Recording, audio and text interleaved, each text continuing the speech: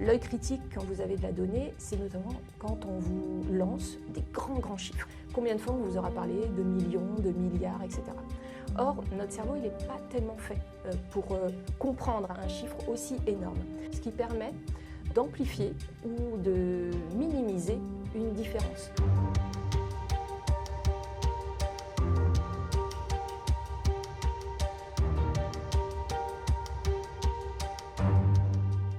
Bonjour Karen, je suis ravie de te recevoir dans cet épisode.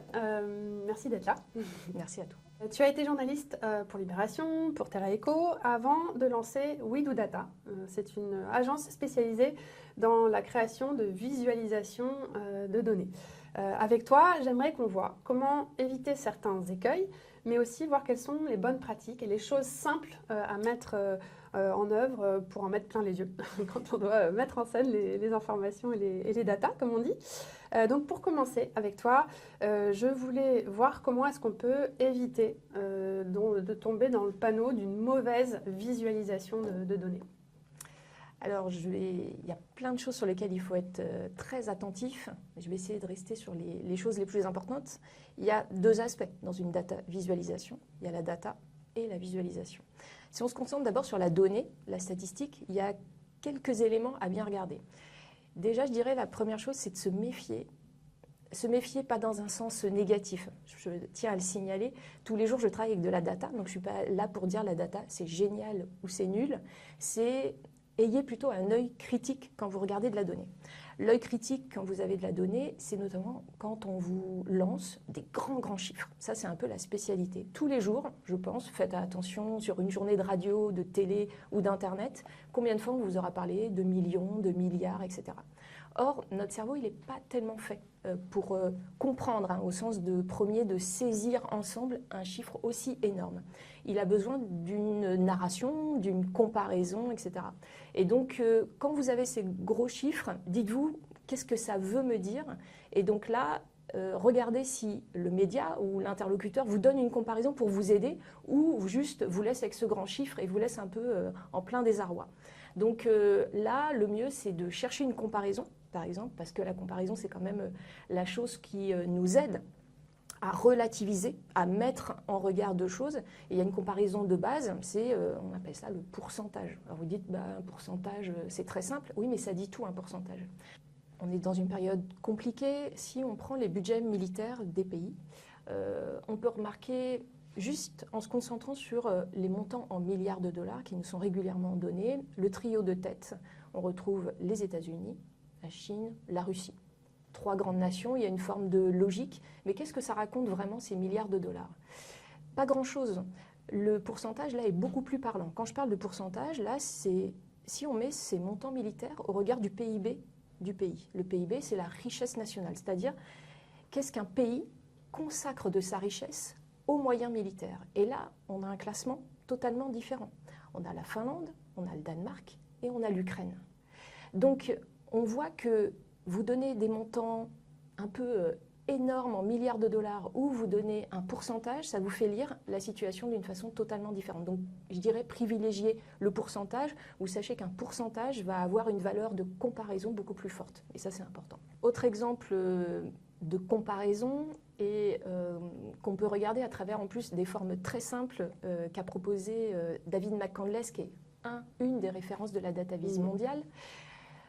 Ce volcan islandais qui, en 2010, a cloué au sol l'aviation européenne. Voilà, tous les jours, on nous a dit, tous les jours, il émet 150 000 tonnes de CO2. Vous êtes là avec ce chiffre et vous dites, qu'est-ce que je fais de ce chiffre? C'est beaucoup, c'est pas beaucoup, c'est énorme, voilà.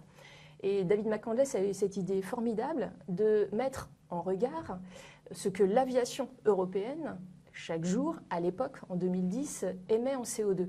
Et finalement, il s'est dit, il y a ce volcan qui émet du CO2, il y a cette aviation qui est clouée au sol, donc qui n'émet plus de CO2. Et finalement, il nous montre à travers un troisième triangle en noir, qui est la soustraction des deux, que finalement, ce volcan dont on ne faisait que mention du CO2 émis, finalement nous faisait gagner du CO2, car grâce à l'aviation qui ne volait pas, et bien finalement c'était un volcan positif en termes de CO2. Donc on voit bien aussi que la comparaison, ça permet une narration et ça permet de regarder un sujet très différemment. Donc comme je le disais, la data vise, c'est un œil critique sur la donnée, mais également sur la visualisation. Et là, il y a plein de choses qui peuvent nous emmener vers clairement des biais de lecture. Alors, il y a des biais de lecture qui sont voulus par certaines entités, notamment quand vous voyez des histogrammes, par exemple, ces deux fameux rectangles qui sont mis côte à côte et qui, bizarrement, n'ont pas ni axe des abscisses, ni axe des ordonnées. Normalement, c'est ça qui fait foi, puisque du coup, on voit où est le zéro, d'où part le graphique. Et régulièrement, de plus en plus, on ne voit plus ces axes et on ne voit plus le zéro, ce qui permet, on va dire, d'amplifier ou de minimiser une différence. Sur, par exemple, ce communiqué de la SNCF, sur une mobilisation de grévistes, on voit deux histogrammes côte à côte et on peut se dire, oh, bah, finalement, la mobilisation n'est pas voilà, si importante.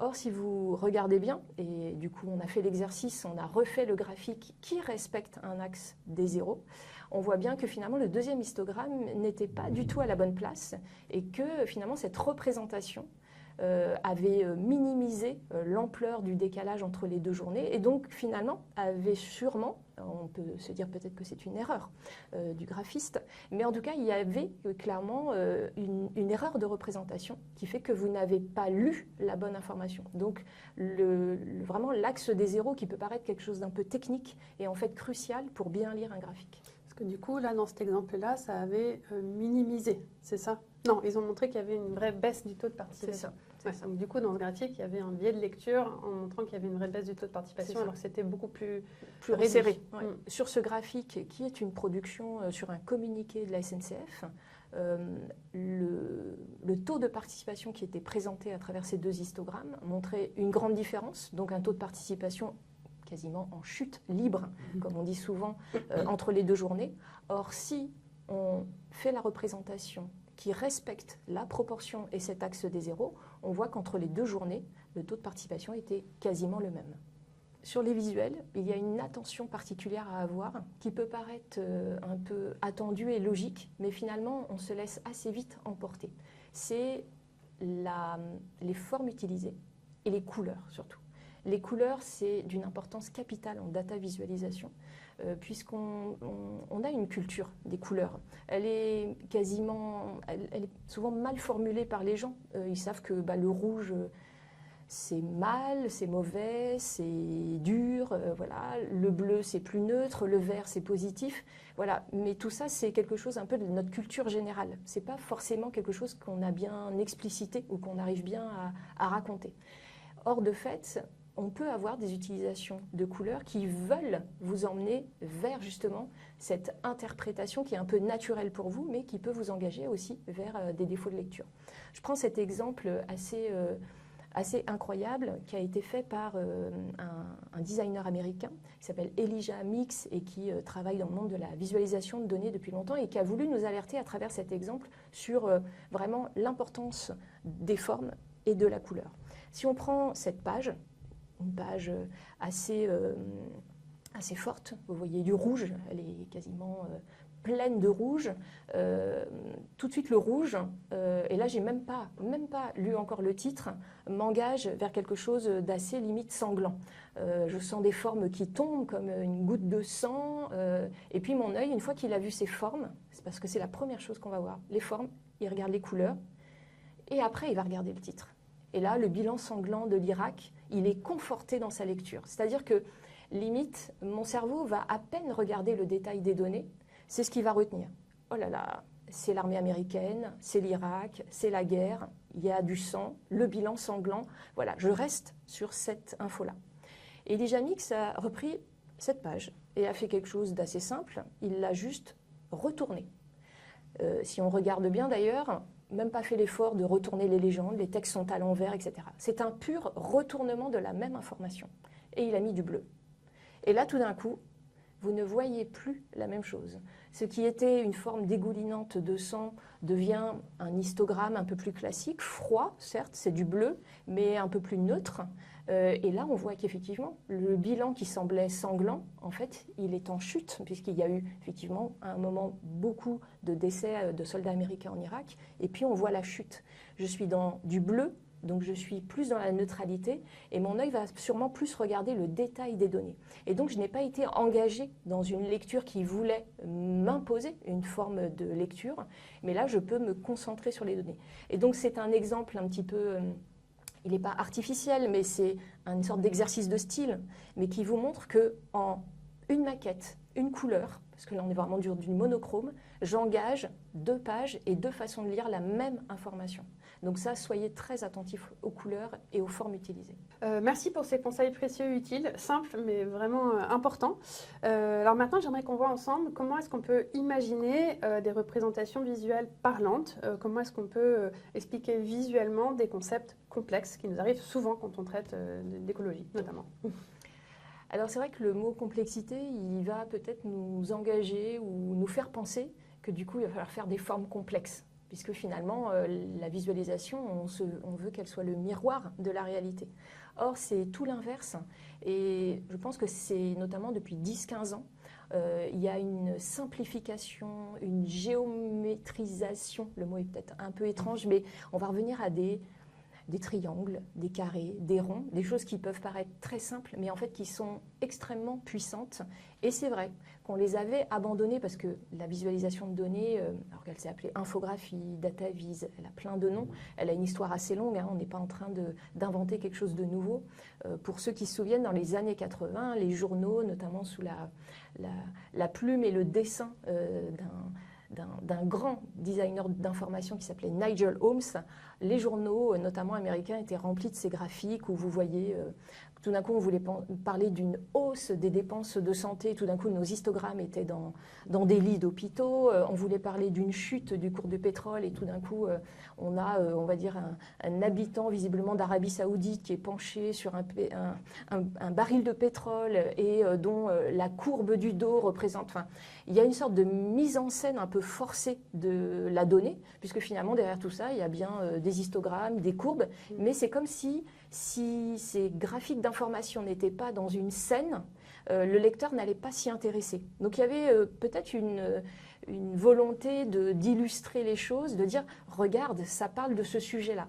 Aujourd'hui, on a complètement dépassé ce stade-là, et ça s'est fait, alors je dirais, par le web. Le web, il nous a obligés à 2 choses, revenir à des formes très simples, parce que d'abord, on est sur des petits écrans. Souvent, alors je parle du web qu'on consulte sur mobile, mais c'est quand même une consultation très forte. Donc vous imaginez bien que si vous voulez faire passer de l'information sur un petit écran, il faut revenir à de la simplicité.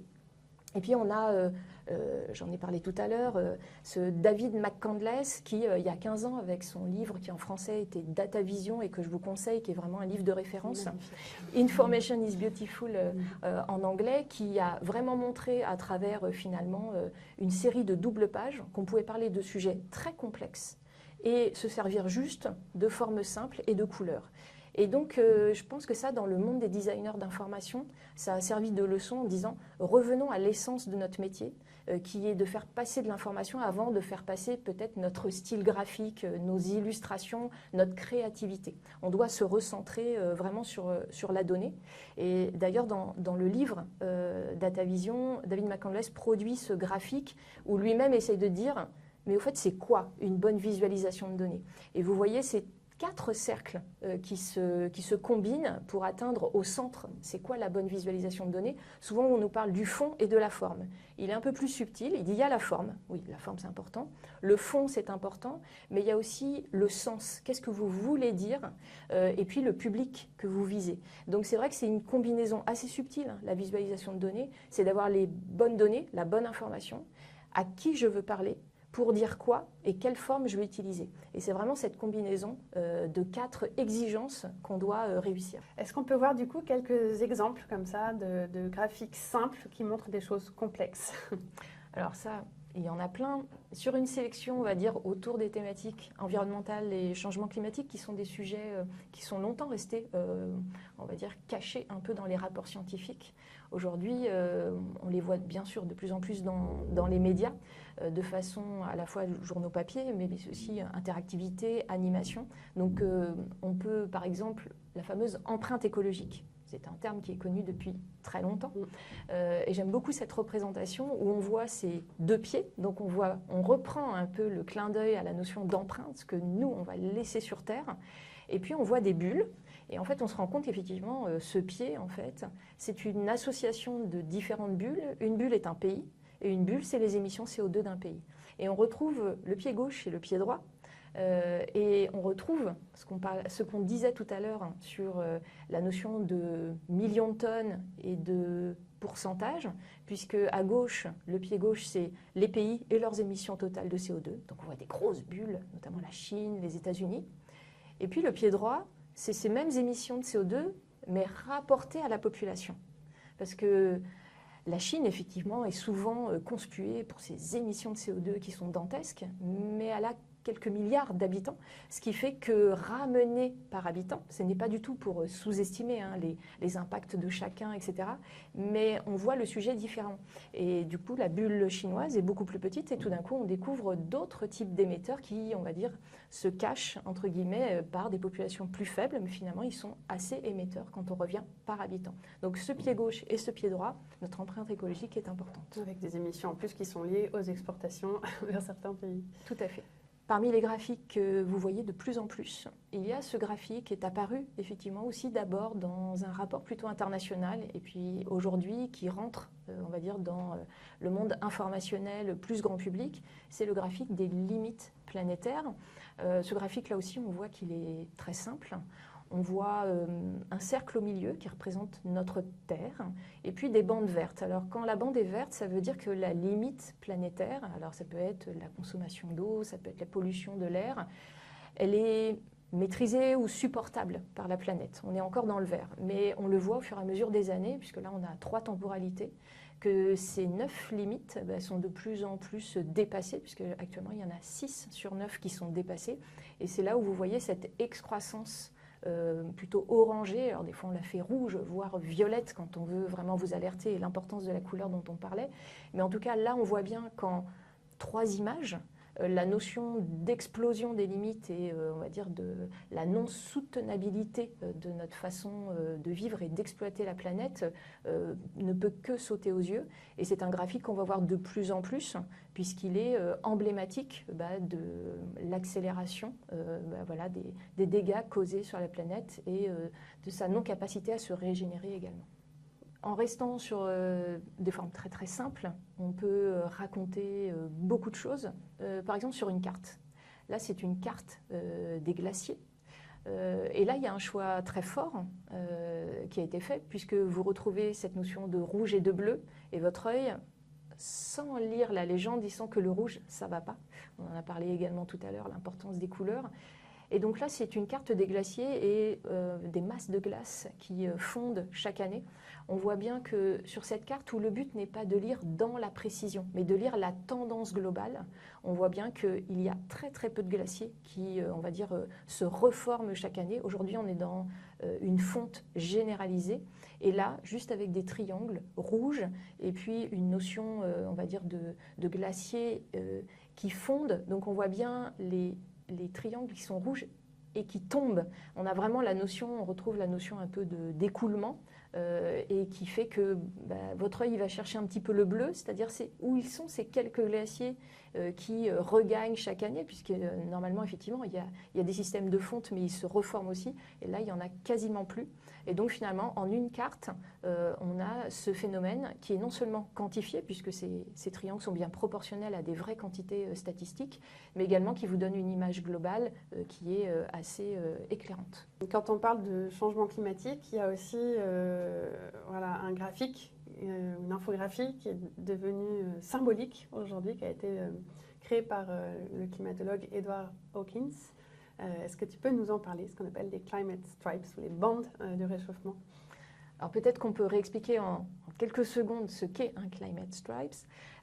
Il s'agit de prendre d'abord une grande période de temps, puisque le changement climatique se mesure à l'aune également en fait, effectivement, de décennies, voire de siècles.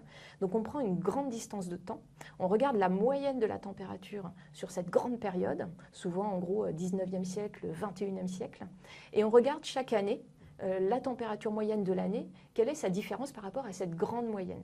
Et on voit bien la notion de réchauffement, puisque plus les années passent, plus on arrive vers le 20e puis le 21e siècle, la différence de température, eh bien, en fait, elle est supérieure, donc on a bien un phénomène de réchauffement, et ces barres de bleu deviennent rouges.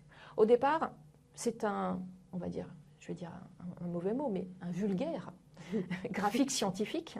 Et d'ailleurs, Ed Hawkins le montre sur son site. On voit bien comment lui-même est passé de ce graphique qu'il a produit sûrement des dizaines de fois dans des rapports scientifiques. On a nos petits axes, on a nos histogrammes, etc. Bon, déjà, il y avait du bleu et du rouge. Déjà, il s'était un peu lâché dans les couleurs. Puis après, il s'est dit, je vais aller vers la simplification. Simplification dont on parle depuis tout à l'heure. Qu'est-ce qui fait qu'aujourd'hui, le data design, il parle le plus? C'est qu'effectivement, il a épuré ses formes. Et donc, il a enlevé les axes. Puis d'un coup, il s'est dit, s'il n'y a plus d'axes, finalement, ça ne sert à rien que je fasse monter, descendre. Finalement, ce qui va parler, c'est que d'année en année, je vois bien une intensité de bleu qui passe vers une intensité de rouge. Et c'est devenu un stripe. Et effectivement, il est maintenant en couverture du dernier livre de Greta Thunberg. On le voit effectivement aussi dans des grands événements. Donc c'est devenu un symbole, on le voit dans les manifs climat régulièrement. Et il est très parlant parce que je trouve qu'il vient répondre à une question qui nous est régulièrement retournée. Oui, mais le climat, parfois aussi, il s'est réchauffé. Donc, ce n'est qu'une période de plus de réchauffement, puis ensuite, ça va refroidir. Or, là, sur des périodes très longues, on voit bien qu'il y a eu effectivement des moments de réchauffement, puis de refroidissement, mais que là, l'accélération est forte et surtout, il n'y a pas vraiment du tout de période de refroidissement. Donc, on est vraiment vers une accélération et les couleurs sont imparables en fait. Et le GIEC l'a repris aussi dans son dernier rapport, le 6e rapport, en positionnant par génération des personnes. Et on voit bien que les générations futures vont arriver dans un monde complètement écarlate, dans le choix qu'ils ont fait, eux, de cette couleur. Oui, tout à fait. Et ce stripe, aujourd'hui, il est utilisé, et c'est ça qui fait, je pense, son succès, c'est qu'aujourd'hui, on l'utilise en dehors du simple champ du climat, des températures. Là, il y a une animation récente qui montre ces changements de température par latitude. Donc, on réutilise le stripe, mais animé. Donc, ce n'est plus juste une image, ça devient un modèle d'animation. On le voit utilisé également sur la biodiversité. Et là, le stripe change de couleur, mais le principe est le même. Vous avez une intensité de vert. L'intensité de vert, c'est le nombre d'espèces qui sont présentes sur la planète. Et puis, cette intensité de vert devient blanche, puis devient grise. Et là, ça dénote la disparition des espèces.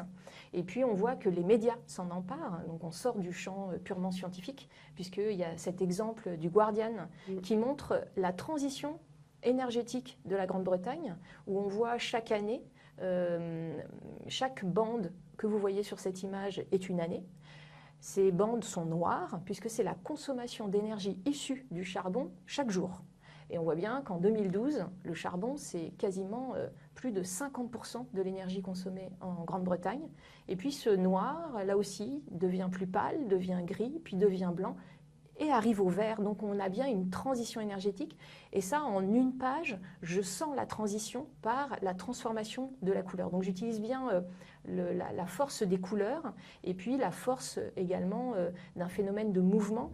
Ce que raconte bien le stripe, c'est ça, c'est cette notion d'une intensité vers une autre intensité et donc d'une transition. Alors j'ai l'impression que, tu m'expliquais que depuis le Covid, il y a eu aussi un changement dans la profession et les représentations. Est-ce que tu peux nous détailler un peu ça et les effets que ça a ? Alors oui, ce Covid a eu beaucoup d'impacts. C'est peut-être un dont on ne parle pas, mais c'est vrai qu'il paraît mineur par rapport à tous les impacts sociétaux, économiques qu'il a eu. Mais dans le monde du design d'information, il y a clairement un avant et un après Covid. Je pense que tout le monde s'en souvient.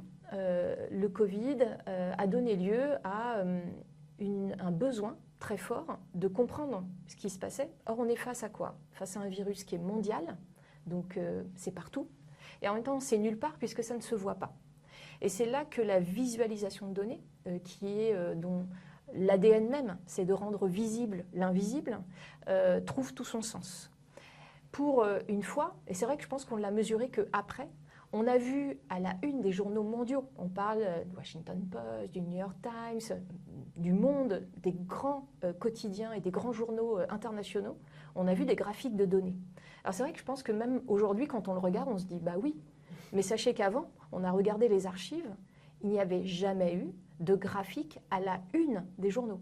La une, c'est le monde de la photo. C'est vraiment c'est l'univers de la photo. Et là, on n'a pas eu le petit graphique dans un coin. Le graphique qui prend toute la place de la une. Et donc, aujourd'hui, nous, on mesure combien ça a pu changer la perception du public par rapport à ces graphiques qui, on va se le dire aussi, étaient peut-être un peu limités à certaines parties de la population, et réunions PowerPoint, voilà. Moi, je me rappelle même quand même, on a eu notre Premier ministre qui, toutes les semaines, avait son PowerPoint qui défilait devant nous avec des courbes et il les commentait comme pas un cours de stade puisque c'était de la santé publique. Mais malgré tout, pour moi, c'est clairement un moment où ce que j'appelle le vocabulaire graphique, c'est-à-dire la capacité à comprendre ou à voir, à s'acculturer à des nouvelles formes, a pris une ampleur dingue puisque c'est allé dans toute la population. Tout le monde regardait la notion du Covid. C'est pas un sujet scientifique, c'est pas un sujet... voilà, tout le monde le regardait. Et donc tout le monde, pendant des semaines et des mois, a vu des graphiques. Et clairement, pour nous, dans le monde du design d'information, ça a été une bascule puisqu'aujourd'hui, tout en restant dans une simplicité de forme, on peut se permettre plus de formes, des formes qui jusqu'ici ne sortaient pas vraiment du monde un peu de spécialistes. Je vais prendre un graphique d'un nom d'un mathématicien russe, Voronoi. On dit, oh le Voronoi, le Voronoi. Aujourd'hui, on glousse devant le Voronoi, mais personne ne savait ce que c'était il y a encore quelques temps. C'était un graphique plutôt scientifique. Alors c'est le graphique qui est beaucoup plus subtil que le fameux camembert que là, on connaît tous.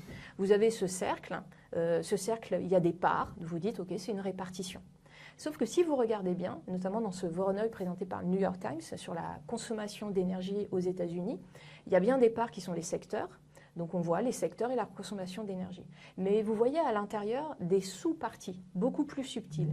Par exemple, c'est une façon d'approcher une complexité qui avant aurait peut-être été caricaturée dans un simple camembert. Là, vous avez les parts, mais vous avez les sous-parties. Et puis, avec de l'interactivité, vous pouvez voir tout d'un coup se réduire les parties puisqu'on voit l'énergie qui est consommée de manière électrique aux États-Unis et qui est toute petite. Et c'est une transition là aussi que les États-Unis sont en train de faire ou doivent faire. Et en tout cas, jamais, je pense, il y a quelques années, on aurait osé, en fait, dans le New York Times, produire un graphique Voronoi avec de l'interactivité pour un public assez large. Donc c'est bien...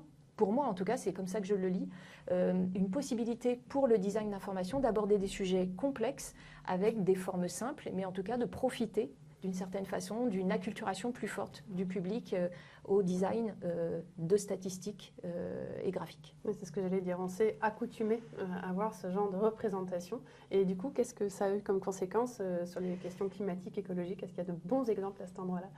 Alors oui, toujours des bons exemples parce que effectivement il y a une production qui est assez prolifique et on s'en réjouit. Ça veut dire que c'est des formes aussi et une façon de transmettre l'information qui parle de plus en plus. Alors l'interactivité, on ne peut pas le nier, a joué un rôle fondamental. Quand je prends cet exemple de Radio-Canada qui a été fait par un data journaliste qui est vraiment excellent, qui s'appelle Naël Chiab, ce que permet l'interactivité, c'est que sur un sujet complexe, on va pouvoir vous faire rentrer dans le sujet par vous. Alors vous allez dire, mais c'est très auto-centré cette façon de rentrer dans l'information. Mais on ne va pas se le cacher, on est assez auto-centré quand on lit de l'information. Dans les écoles de journalisme, on appelle ça le mort-kilomètre. C'est une expression assez horrible, mais pour dire qu'effectivement, on s'intéresse plus aux personnes qui sont mortes peut-être dans notre rue, dans notre pays, etc., que celles qui sont très très loin dans d'autres pays en guerre. Eh bien, l'interactivité sur des sujets climatiques, par exemple, dans cet exemple, en rentrant juste, vous, votre date de naissance ou votre année de naissance, et puis un peu peut-être votre vision de l'avenir. Est-ce que vous pensez qu'on va être sur un scénario de réchauffement climatique soit, mais modéré ou extrême? Il vous calcule dans votre durée de vie. Donc ça vous ramène à vous, dans ma durée de vie, quelle hausse de température je vais connaître. Et puis si vous continuez à scroller dans cette interactivité, vous voyez la même chose pour vos parents, puis vos enfants, puis vos petits-enfants. Et là, en fait, ça vous fait prendre à la mesure de votre vie, mais de la vie de proches, ce que ça va être cette hausse de température, et ça va sortir justement de ce +2, +3, +4 qu'on entend, mais peut-être qui paraît un peu virtuel. Or, quand on le ramène à la durée de vie de votre famille et de vos descendants, tout d'un coup, ça prend vraiment, je pense, un autre poids, et c'est ça qu'apporte quand même l'interactivité. C'est la personnalisation de ces informations un peu méta, un peu globales sur vous, votre âge, votre genre, votre pays. Oui, ça c'est sûr, c'est très efficace. Moi j'avais vu le New York Times commencer à faire ça dès 2018 et les articles cartonnent même en termes d'audience, il faut le dire, quand il y a cette forme d'appropriation. Mais je crois qu'on peut aussi jouer avec les données. C'est quelque chose qu'on va se développer également. Oui, tout à fait, parce que, alors, ça paraît bizarre de dire comme ça, on joue avec des données sur des sujets un peu graves, mais là, c'est le jeu au sens de l'apprentissage. Là, par exemple, on est sur le Financial Times, journal éminemment sérieux et qui vous permet de plus en plus de voir un peu votre niveau de connaissance sur des sujets. Donc vous voyez un graphe sur l'évolution du chômage, mais ça peut être sur des notions climatiques. Et en fait, on vous laisse la possibilité, avec votre petite souris qui prend la forme d'un crayon, de dessiner la courbe. C'est-à-dire qu'en gros, on vous dit, voilà la courbe d'un pays, dessine la courbe d'un autre pays. Ou en tout cas, d'essayer de prendre la main sur une évolution que peut-être vous croyez connaître, mais quand tout d'un coup il faut la représenter sur un graphique, est-ce que la tendance, est-ce que ça monte très vite, voilà. Et finalement, au lieu de répondre à un quiz en donnant juste un chiffre, vous prenez la main sur le graphe, vous dessinez votre graphique, souvent sur des systèmes de courbes parce que c'est le plus simple, et puis vous faites OK, et là on vous montre la vraie courbe. Alors est-ce que vous en êtes éloigné ou pas ? Je ne peux pas prédire votre qualité de réponse, mais c'est pour montrer qu'on a parfois, effectivement, dans toutes ces données qui nous inondent chaque jour, pas mal de trous, tout simplement. Alors, soit des trous de mémoire ou l'incapacité à se rappeler de tous ces chiffres. Et le fait de se réapproprier le graphique interactif, je trouve ça intéressant, en tout cas, comme levier d'apprentissage et de compréhension du monde. Oui, c'est assez clair. Dans cette interactivité, il y a aussi des choses très élaborées, alors qu'on retrouve généralement dans des grands médias qui ont les moyens et les équipes pour le faire. Mais voilà, qu'est-ce qu'on a comme beaux exemples ? Alors, on a pas mal de beaux exemples. Là, j'en ai sélectionné un pour revenir aussi à la carte interactive. Parce que c'est vrai que le monde de la cartographie, il a toujours été très important en design d'information, parce que la carte, ça nous parle. C'est où je suis, c'est où je vis, etc. L'interactivité et les nouveaux logiciels de cartographie 3D, qui étaient des choses avant quasiment inaccessibles pour les médias. C'était vraiment, on les faisait pour des beaux documentaires. Enfin, il fallait des moyens assez incroyables. Et il y a eu vraiment une démocratisation de ces logiciels de 3D, de carto. Et c'est pour ça que vous voyez de plus en plus sur le web ces espèces de globes que vous pouvez même manipuler, puisqu'avec votre souris, vous pouvez tourner autour, voir de la donnée. Et donc, du coup, ça a donné la possibilité à la fois d'être sur cette notion de globe, sur cette notion d'interactivité, puisque vous pouvez jouer avec le globe. C'est un peu présomptueux, mais voilà. Et puis, on va rajouter de la quantité, de la statistique. Et donc, on va faire ça via ce qu'on appelle des extrusions. Alors, le mot peut-être vous parle ou pas du tout, mais je trouve qu'il est finalement, on extrude. Donc, en fait, on fait ressortir une donnée du territoire. Et pour la faire ressortir, on crée ces espèces d'immenses histogrammes qui peuvent ressembler à des buildings. Avant, en fait, quand on n'avait pas ces extrusions, pour dire la quantité sur une carte, on mettait de la couleur, une intensité de couleur. Donc vous aviez, c'était très rouge, moyennement rouge, faiblement rouge, rosé, etc. Là, je dirais que ça, enfin pour moi en tout cas, ça manquait un peu de subtilité, parce que d'abord, il fallait avoir la sensibilité à la couleur. Et parfois, sur une couleur très forte, vous aviez des données qui étaient très différentes. Là, en fait, grâce à l'extrusion, vous avez vraiment une précision, éléments territoriaux par éléments territoriaux. Et donc, même sur une zone très petite, vous pouvez voir une très forte différence parfois de données. Et donc là, dans cet exemple du Morgan Post, vous avez ces extrusions représentent des gens, les habitants qui vont être impactés par différents phénomènes climatiques, qui soient inondations, montée des eaux, tornades. Et donc là, vous pouvez mesurer le nombre de personnes qui vont être impactées très directement. Et donc les vulnérabilités et les risques que l'on va encourir. Et enfin, il y a une dernière catégorie de visualisation qui est là en train de se développer depuis peu de temps. De quoi s'agit-il ?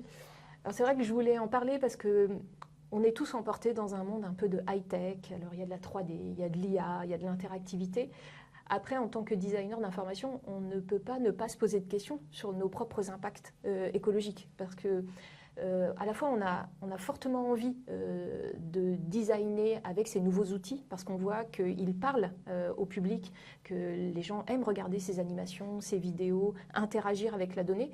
Mais ça n'est pas sans effet écologique. Donc, toutes ces interrogations nous mènent et mènent un certain nombre de personnes du monde du data design aussi à se réapproprier des choses un peu plus low-tech. Donc, revenir par exemple à la photo.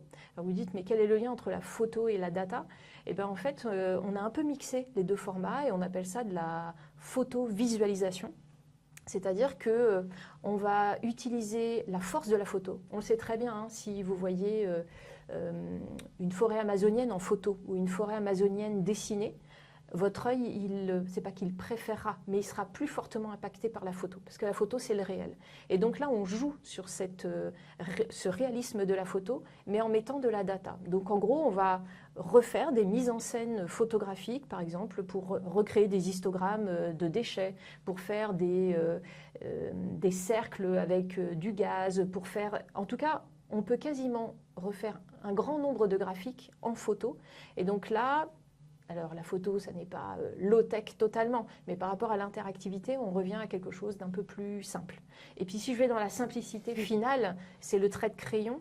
Et on a notamment, je citerai elle, mais il y en a d'autres, Mona Chalabi, une américaine designeuse qui est connue pour dessiner ses graphiques. Alors elle revient à un style un peu plus illustratif, dont je parlais tout à l'heure avec Nigel Holmes, mais où on sent qu'il y a le respect de la statistique. Les histogrammes ne sont pas courbés, tronqués, biaisés, etc. Donc on revient à une forme illustrative, on revient au dessin, on revient voilà, quelque chose de très simple, mais finalement on revient à cette simplicité dont on parle depuis le début quasiment.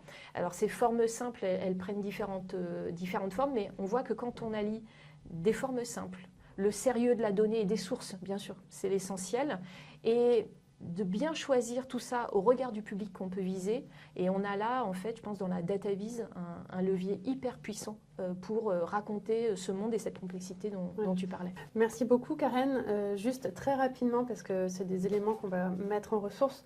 Voilà, pour les personnes qui souhaiteraient se former ou trouver des outils simples à utiliser et se former par eux-mêmes, qu'est-ce que tu nous conseilles voilà. Alors, il y a pas mal de ressources en ligne, c'est vrai, parce que c'est un monde qui a beaucoup été nourri de l'open source. Donc, vraiment, il y a une notion de partage qui est importante. Je dirais qu'il y a des sites comme, effectivement, on les mettra en ressources, le DataVis Catalogue. Quand vous êtes paumé, vous dites, mais j'ai des données, mais je ne sais pas quelle forme choisir. Donc, quelle forme ? Pour dire quoi? DataVis Catalogue, un site gratuit, génial. Et puis, il y a ces outils qui sont créés aujourd'hui. Vous ne savez pas coder, mais vous rêvez de faire des graphiques interactifs. Eh bien, DataWrapper, Flourish notamment, ou Infogrames sont 3 sites gratuits qui vous permettent, ou en tout cas en freemium, donc qui vous permettent vraiment gratuitement de faire vos premiers graphiques interactifs sans savoir coder. Et ça participe bien sûr de la démocratisation de ce format. Et après, il y a des formations aussi qu'on peut suivre au long cours, des masters, je crois, proposés dans quelle école déjà? Alors, il y a à peu près toutes les écoles de journalisme en proposent, bien sûr les écoles de design, puisqu'on vient de parcours assez différents, et même maintenant dans les écoles de code, puisqu'on voit bien qu'on est à la confluence du fond, de la forme et souvent du développement. Donc voilà, dans toutes ces écoles, on trouve ces formations.